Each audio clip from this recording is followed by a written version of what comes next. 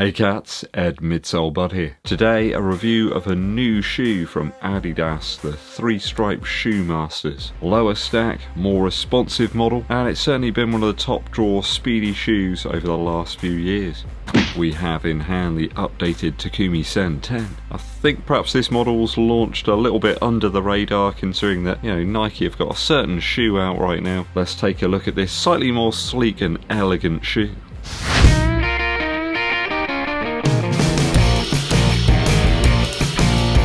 Thanks for tuning in, people. It's always appreciated. Make sure you hit that subscribe button, but also give this video a thumbs up like. It really helps out. Dankeschön. I've picked this shoe up with my own Earth credits. It's cost me 150 of them. Did manage to get a little bit off the retail price. It's £170 retail. I picked this one up for 150. It launched on the 1st of January over here in the UK. We only have this mainly green colour over here. It is a little bit more green than I first realised. I kind of like it though. Looks good. It stands out. In this initial launch version of the Takumi Sen 10, I got 225 grams, my UK size 11. Adidas sizing's a little bit weird. It means we've got 8 ounces for a US 11.5. I'm finding the fit on this one is pretty much true to size. It is a little more snug, I suppose, than some of you may be accustomed to in some of the other Adidas shoes. I think it's the intention of the shoe though. It's a bit more of a race model, more of a pace shoe. It's built for speed and certainly not for daily cruising around, this one. There's hardly anything to this shoe. It is so light. The upper on the Sen 10 is more glove-like than many other models. I would suggest the upper here certainly isn't for the more wide-footed runners out there. It is glove-like, and if you want a bit more room, I think you're better off with something like the Boston 12. Just for reference, the Takumi Sen 8, which is the only one I've still got actually in my collection right now, that came in at about 215 grams, so I've got about a 10 gram weight increase here with the Sen 10. Perhaps it's the new mesh upper and the new rod configuration. I would suggest though, straight off the bat, the arch is nowhere near as prominent in this version of the shoe. 36mm of heel stack in my size of the shoe, and about 30mm up front, so we've got about a 6mm drop, which normally the sample sizes are about 3 to 4mm less in terms of stack than my size, so I think we've pretty much got the right numbers there. For the Lightstrike Pro midsole, we have a Short A durometer softness reading of about 31, and the rubbers on the outsole are a little bit harder this time round. On this forefoot section I've got about a 60 and about 51 on the much thinner sort of more pliable rubber on the lateral side. We will start with the upper first as usual. This is quite the breathable beast. The first time I wore this one was in some quite low temps, lots of rain and lots of wind. My feet were pretty cold by the end. You can see by the toe box there, it is very breathable, that mesh. It's quite thin too, very flexible. Plummeting temperatures might mean thicker socks, and if that's the case, you may want to half size up here. I'm going to stick with my true to size though. Most of my socks are reasonably thin. I've even got away with wearing the Runners 5 UYN socks here too, so there's enough room there in the toe box. Perhaps it's a little bit more forgiving in terms of snugness than the Sen 8 was. That initial run was like 3 by 7 minutes at hard effort. In fact, most of the run was sort of hard effort really due to that nasty northerly wind. The laces here, as per usual in the Takumi Sen model, are those thinner sort of coarser laces. They don't have any flexibility to them at all, and I'm glad to see the Takumi Sen sort of sticking to that very simple kind of setup. It's a no frills model here, no gusting on the tongue. You have to flatten it out yourself. I think they've tried to build a shoe that's just the most minimal that you can possibly get, removing any of the unnecessary parts. Kind of imagine like an Adios Pro 3 but reduced down to the bare bones. They've jettisoned everything that's not required. You are left with an amazingly light shoe here, certainly in terms of the upper, only perhaps matched by the original version of the Puma Deviate Nitro Elite or the Streak Fly, something along those lines. Now you do have to spend a little bit of time here getting the lace pressure just right. It does seem to be a shoe that's going to suit those narrower footed runners as well. I can see it being ideal actually for those lighter framed runners. You want the sort of minimum material on foot. Does seem perhaps a touch wider this time round over the Takumi Sen 8 or 9. I'd suggest it still isn't the easiest to achieve a good lockdown a little bit like the Adios Pro 3 actually, and the upper will flex a little bit over the initial mile, so if you do pick this one up, do be prepared for that. It did seem to settle down after that though, and my second run in the shoe was very, very consistent. I am pleased to see that this time Adidas have placed some additional padding down the centre section of the tongue. It really does help to relieve that lace tension. And the upper overall does really remind me of that on the Vaporfly Next Percent 2. The mesh is very, very similar. Also, the mesh is great. It doesn't stain. It's very easy to clean as well if you've got a medium to sort of firm bristle brush. So do expect a little bit of time getting used to the fit of the shoe and getting that pressure just right. But it's worth it in the long run, no pun intended. I'm going to give the upper on the Takumi Sen 10 a 2.8 out of 3 after my initial runs.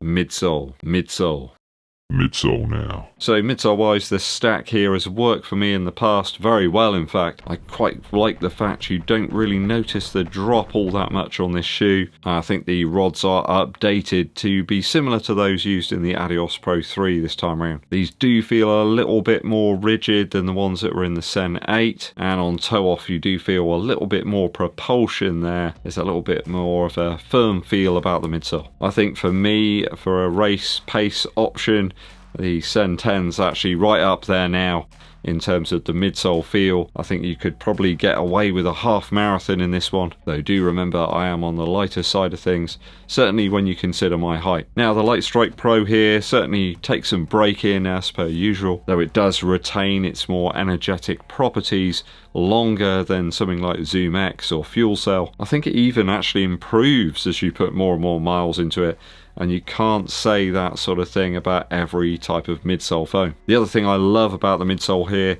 is that pretty much all of it is actually underneath your foot. There's nothing cupping around the back here, so you're getting the benefit of all of that foam rather than some of the weight actually being attached around the back of your foot. Again, a nod to making the shoe one of the best you can get for faster tempo training and for races from 3.1 miles through to a half marathon. I do believe that for the perhaps more experienced seasoned runners, you could probably get a full marathon out of this one. I think there's enough foam here and stabilizing elements to make that a option these days. I think for most people though, this will be a shorter range blaster, absolutely ideal for like a 10k race, and a really cool tool to have within your shoe rotation for that faster paced training. Does remind me a little bit of the Adios 5. If you perhaps tried that one out a few years back, really nimble shoe, very light too, but there's a lot more return to this type of foam here, and you're still benefiting from a very, very low weight shoe. I enjoyed running at pace in this one. It's a very light model and does facilitate an increase in cadence and turnover. Tempo to threshold effort, the shoe really does start to sing, and I really felt it was by far detached from something like the Nimbus 26 I reviewed recently. Barely feels like you've even got anything on foot actually, it's so light. Don't expect like an uber squashy experience though. As you got in the Streakfly, there's a lot more response and bounce to this one. I found it really hard to knock the performance actually on some 400 meter reps earlier on, and it felt great at like sort of 1 mile repeats too. So it's something I'll certainly be looking forward to utilising within my training. Just perhaps for those heavier built runners, there's not quite enough cushion here for everyone. And also, this isn't one of those shoes that really dictates how you run, doesn't sort of make you adjust your form all that much. Also feel this could be a really fun track shoe too, with that sort of less predominant midsole here. It really does fit into that sort of use too. There's some decent response here, and I think you'll find that the shoe really does shine on those sort of faster paced bursts. So really loving the midsole here. It really does speak to me. A really elegant shoe, this one, in a world where we've got too many Spice World style models. After my initial runs, I'm going to give this one a 2.9 out of 3 for the midsole. It's a perfectly crafted stack now with the improved rods in there as well. I'm surprised though that perhaps we don't have an energy core section to the midsole, perhaps in the forefoot here, to further improve the response. outsole now. Outsole wise, we have a number of improvements here. The ultra sticky rubber here in the forefoot really is quite something. And then we got the cat's tongue like rubber on the lateral side and in the heel. So different textures here, but they work together to create a really good traction. A really nice aggressive toe off is possible, and cornering is that little bit more assured. Adidas really do know how to craft a good outsole, and they have hit the spot this time around. This sort of forefoot rubber section is very tacky, but in a good way. And there's very few areas of exposed midsole that are going to make contact with the floor that are going to take a beating. In fact, I think the midsole is actually improved a little bit and amplified by this great new outsole design. Very, very little to dislike on my initial runs. Even though one of those was in sort of torrential rain and wind, I still managed to get up to some good paces there and feel reasonably safe. Good traction and grip on pavement and concrete. I wouldn't recommend taking this one on the trails, though I think a few people might miss them slightly more aggressive ridges we had in the Takumi Sen 8. I'll give this one a 2.9 out of 3 for the outsole after my initial runs.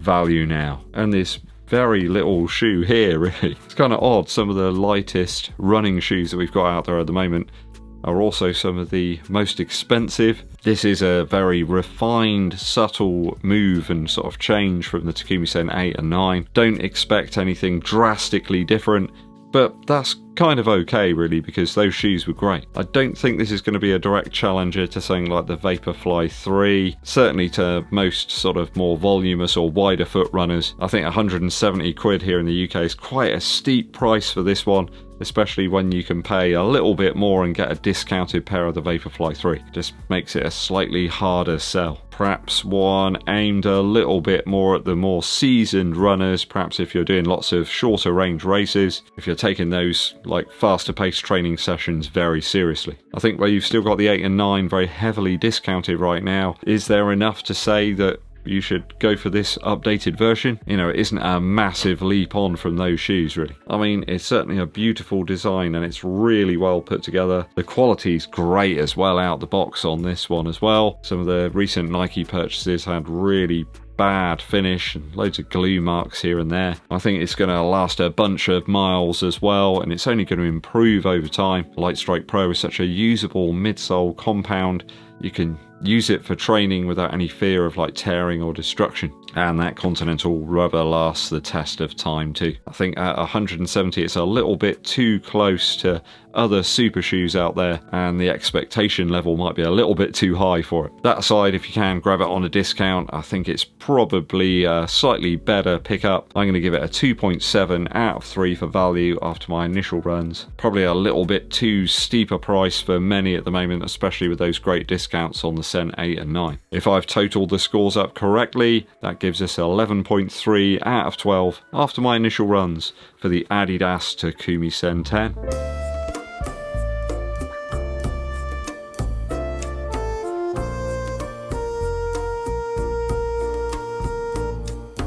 It's kind of round about the same score I gave the Sen 8 after 100 miles. I think you got very little left to refine here, rather than sort of slight improvements to the laces maybe adding in like a puck of that energy core material in the forefoot at some point in the future. Will you be picking up the Takumi Sen 10 from Adidas for some pace training or some racing? What is your go-to for that speedier stuff? Let me know down in the comments. Musical interlude for you. Over the course of the last few weeks, I think I must have watched the Muppets Christmas Carol countless times. My son absolutely loves it. And some of the music in that is absolutely brilliant. Really touching, sentimental stuff. Really drives home the message of the story, really. I absolutely love a track near the end of the film called Thankful Heart. It's a really warm and sincere delivery from Michael Caine. In fact, his whole performance within that film is just brilliant. He should have received some sort of award. I hope he did. Thankful Heart really does sum up how you should live your life, really. Trying to be the best version of yourself every day, promoting things that other people are doing, lifting other people up, and making sure you're getting the most out of every single day that you're on the planet. You can listen to it all through the year as well. In fact, every day you wake up. Thankful Heart from the Muppets Christmas Carol soundtrack. Thanks for tuning in, people. Hope you enjoyed today's review. Hit that subscribe button and give this video a thumbs up like. My name's Eddbud, and I'll be seeing you